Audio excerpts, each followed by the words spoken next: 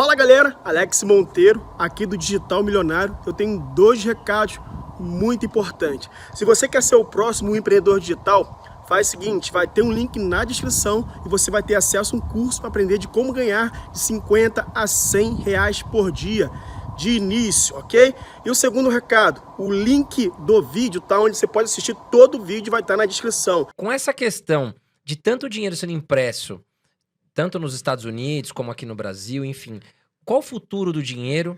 E se você acredita que realmente as criptomoedas chegaram para ficar e vão tomar o lugar, digamos aí, do real, do dólar, enfim? Bom, eu acho que o futuro, e isso a gente pode falar até pegando o passado do dinheiro, é essa continuação de uma inflação ao longo do tempo. Isso não é mistério para ninguém, a gente entra no site do Banco Central, tá lá, público, bem às claras, na página principal. Meta de inflação, 3,75%. Para o ano que vem, 3,5%. E eles são muito bons em bater essa meta, né? Porque estamos em 10% agora, pegando IPCA, e para o ano que vem já se projeta uma inflação também, quase batendo no que eles chamam de teto da meta. Porque eles botam uma meta de 3,5% e só 1,5 ponto de tolerância para cima ou para baixo, ou seja, uma tolerância de quase 50%. E mesmo assim eles ultrapassam isso. Então não é mistério o que vai acontecer com o dinheiro, quando eu digo dinheiro, essa moeda fiduciária, né? Que é a moeda que o governo cria e ela não tem um lastro já há muito tempo, baseada apenas em confiança, né? Em fidúcia, que é a palavra para confiança em latim. Então isso vai continuar, é uma tendência. E aqui no Brasil mais forte do que em outras partes do mundo. O Plano Real, ele é um piscar de olhos que deu certo, um certo bem relativo, dentro de uma história monetária de absoluta destruição do dinheiro. Se a gente pega o dinheiro dos Estados Unidos, por exemplo, você vê lá nas notas, né? É presidente, é o Benjamin Franklin, né? Caras que participaram do começo daquela república. Aqui as nossas notas são animais. Por que são animais no Plano Real? Porque é a nossa 10ª moeda. A gente já gastou todos os heróis nacionais lá no Cruzeiro, no Cruzado Novo, Cruzeiro Real. A gente gastou todos. Dom Pedro já teve um monte de nota, Kubitschek também, o Deodoro. Então, quando chegou no Real, o pessoal até brincava. Ó, já usamos tantos heróis nacionais que vai ter que ser animal agora. E acabou que foi mesmo. Então, o que eu vejo é, pensando em moeda fiduciária, a continuação da inflação.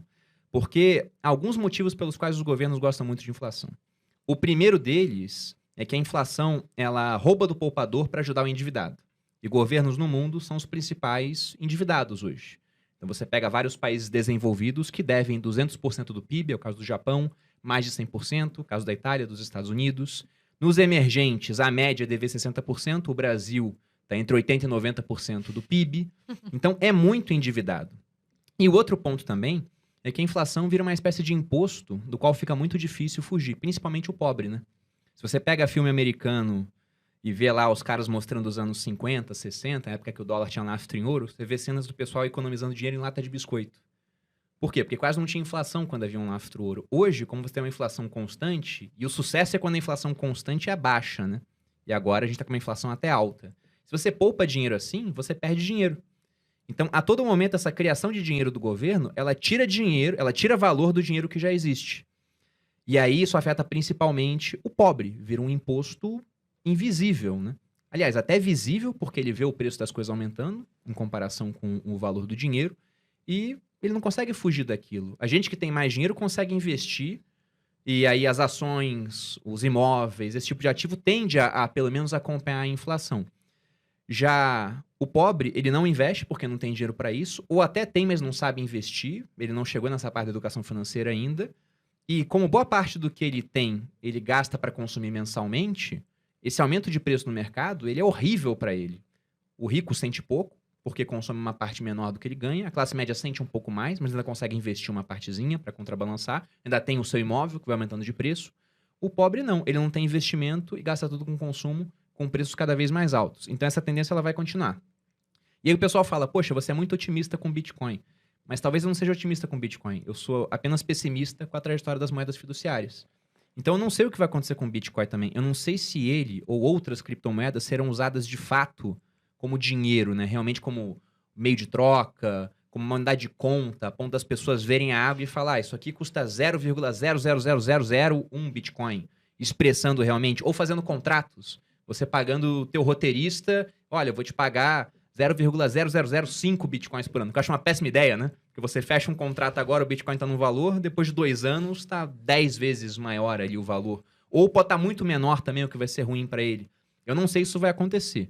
Na minha opinião, o uso que já está se delineando para o Bitcoin é como uma reserva de valor, que é uma das funções da moeda, mas é apenas uma de 3 funções.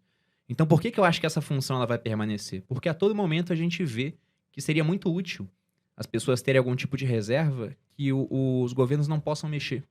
Um exemplo disso muito atual é o que aconteceu no Afeganistão.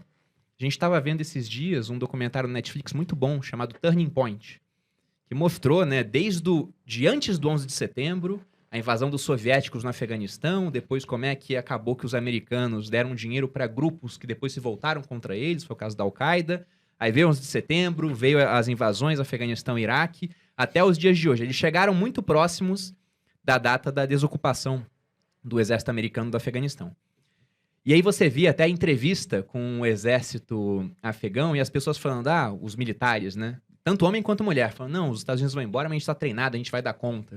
E logo depois, né, até botaram lá, né, falando, tantos dias depois, o Afeganistão foi novamente dominado pelo Talibã. E o Talibã, quando dominou o Afeganistão, travou o sistema bancário. Então, o cara que só tinha dinheiro no banco, por exemplo, ele ficou sem acesso nenhum a esses recursos. Se o cara tinha dinheiro na bolsa do Afeganistão, e talvez tivesse, que a economia lá estava crescendo nos últimos 20 anos, né, um ambiente muito mais estável, o dinheiro ficou travado. Agora, se o cara tivesse dinheiro em criptomoeda, no Bitcoin, por exemplo, ele poderia pegar esse dinheiro e recomeçar a vida em outro canto. Ou transferir, né? É muito simples, não precisa nem sair com nada fisicamente, né? Basta ele lembrar a maneira de acessar aquela carteira, as 12 palavras que ele tem para recuperar o endereço em outro local, que ele conseguiria recomeçar a vida. Então, eu não sei qual vai ser o futuro das criptomoedas, mas olhando o presente, eu vejo que o Bitcoin, ele faz algo que outras criptomoedas até fazem, mas nenhum outro ativo faz. Porque você pode ter ouro, por exemplo, guardado com você. Mas como é que você foge com ouro de um país?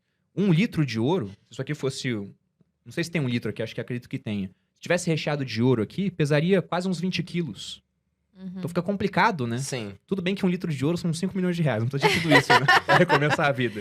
Mas é um exemplo. Ele pode ser confiscado, como já foi efetivamente confiscado.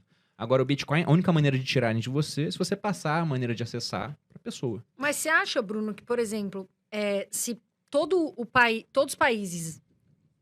Desculpa, gente. Quiserem, né? Tiverem a ideia de criar a própria moeda, a China, enfim... Isso vai prejudicar, de alguma forma, o Bitcoin, na sua visão? Isso pode acontecer? A Prejudicar? própria criptomoeda. Olha, na minha opinião é o seguinte, tá falando aqui da CBDCs, né? Isso. A Central Bank Digital Currencies, ou seja, moedas digitais de bancos centrais. O real, eles já querem fazer uma moeda digital com o real. A China talvez seja um dos países mais avançados nisso. E, na minha opinião, os governos eles podem criar moedas que sejam mais fáceis de serem manuseadas em comparação com o Bitcoin. O real, por exemplo, embora não seja um real digital de fato, ele é quase que totalmente digital hoje. O pessoal fica falando no Pix à torta e à direito aí, tá sendo super utilizado. Então é muito simples mexer com o real da maneira que ele existe hoje. As transferências são mais rápidas do que com Bitcoin. O Pix é instantâneo. Uma transferência com Bitcoin vai demorar no mínimo 10 minutos para cair, se você for usar a rede normalmente. Sim. Então, é mais fácil, é mais rápido, é mais estável. A gente pode falar que é mais estável, embora o real tenha desvalorizado uns 40% desde o começo da pandemia para cá, ainda tem mais estabilidade do que o Bitcoin ao longo do tempo. Tudo bem que o Bitcoin, a estabilidade é volátil, mas foi para cima, né? Mas, em todo caso, todo banco central pode fazer isso. Criar uma moeda mais simples, mais rápida e mais estável. Eles só não conseguem fazer uma coisa. Criar uma moeda que não dependa de governo. Porque eles são bancos centrais. Eles vão controlar de alguma forma. Então, por conta disso, eu não vejo essas moedas digitais de bancos centrais como uma ameaça. Na verdade, eu vejo até como algo que pode vir a popularizar outras criptomoedas. Porque hoje, quando eu vou explicar como é que é uma transação de criptomoedas, é muito mais fácil eu falar, cara, é igual o Pix. Você tem sua chave Pix lá, é a mesma coisa. Você vai mandar do seu endereço de carteira, que é como se fosse sua chave Pix, para outra pessoa.